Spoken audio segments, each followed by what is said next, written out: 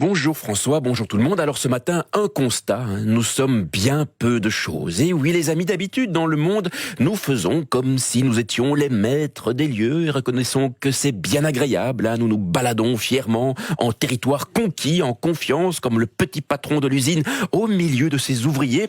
Nous faisons comme si le monde était un truc construit pour nous, qui était à nous et qu'on pouvait en faire ce qu'on voulait. C'est vrai que nous sommes hyper forts. En quelques siècles, nous avons soumis tout le monde, les dauphins, les baleines, les requins, les lions, les pumas, les éléphants, les loups. Si on a envie, nous pouvons tuer tous ces trucs juste pour le fun, pour en faire des tapis, des descentes de lit, ou bien on peut les épargner parce qu'on est sympa, ou bien on peut les mettre dans des eaux pour leur jeter des vieux bouts de pain en rigolant. Et t'as vu le gorille qui se gratte le cul?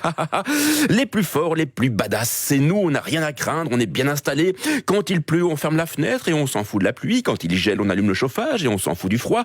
Quand il fait un peu chaud, on conditionne l'air et on s'en fout du chaud. On a l'eau courante, l'électricité, le wifi, les forêts ne sont plus impénétrables, les océans ne sont plus insondables, les sommets ne sont plus infranchissables, on assèche les lacs, on détourne les fleuves, les montagnes servent à faire du ski, les îles du bout du monde sont des clubs de vacances, on fait tout ce qu'on veut, comme on veut, nous pouvons bouffer tout le monde et tout le temps, des vaches, des cochons, des poissons, des coquillages, des oiseaux, on peut tous les bouffer, morts ou vifs, crus ou cuits, et des fraises en hiver, et des kiwis à la Noël, et des kakis pour le samedi, des ananas pour la Saint-Nicolas, des avocats, du cacao, du chocolat par kilo, et du lundi au vendredi, des litchis dans le pique-nique du petit. Franchement, on est vraiment les maîtres du monde, le sommet de la pyramide, on a gagné la loi du plus fort, on a construit des avions, des bagnoles, des fusées, on invente des religions, des systèmes politiques, des systèmes économiques, reconnaissant qu'on ne se prend carrément pas pour de la merde, et puis soudain, il est là, le voilà, messieurs, dames, son excellence, Covid-19.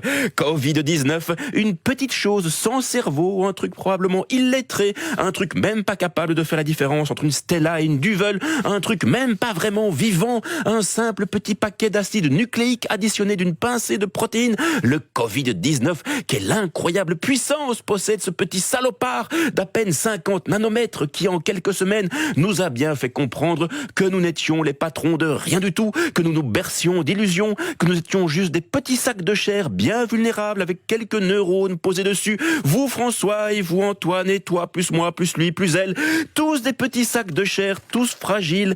Le Covid-19, ce petit machin qui n'a ni main, ni pied, ni nez, ni aucune relation au placé, qui pourtant a réussi à faire baisser la pollution, à déstabiliser notre économie, à accélérer la formation d'un gouvernement fédéral en Belgique. Le Covid-19, une belle petite ordure aveuglément démocrate, capable de s'installer avec le même plaisir dans un organisme de riches ou de pauvres, de gauche ou de droite. L'évasion fiscale ne sert à rien pour lui échapper, ni une carte platinium, ni un exil dans un chalet à Megève, ni un peloton de gendarmerie. Le Covid-19, il se fiche des frontières, il fait comme s'il n'existait pas, il est indifférent aux législations, aux visas, aux douanes, il ne donne aucune suite aux convocations de l'office étranger, il ne tient compte d'aucune circulaire, d'aucun mot d'ordre, d'aucun discours, d'aucune menace. Faites feu sur un Covid-19, il ne sentira rien, il n'y a même pas moyen de le laisser se noyer dans la Méditerranée, pas moyen de le laisser pourrir dans les camps de transit, pas moyen de l'affamer, de l'effrayer, de l'intimider. Le Covid-19, une raclure qui n'a pas d'autre idéologie que celle de sa propre reproduction.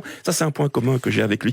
Mais le plus fort, c'est qu'il est même capable de faire changer d'avis les plus résolus de nos politiques, pas plus tard qu'avant-hier. David Clarinval, ministre fédéral et maire du budget, a tenu sur cette antenne des propos gauchistes. La santé doit primer sur l'économie. La santé doit primer sur l'économie. Prenez note de cette phrase aujourd'hui. Elle servira lorsqu'il s'agira de parler de pénibilité, de congés, de supplémentaires, de sécurité sociale, de financement des hôpitaux, de remboursement des frais médicaux et de tous ces trucs qui n'étaient pas trop prévus au programme. Bon, à la semaine prochaine.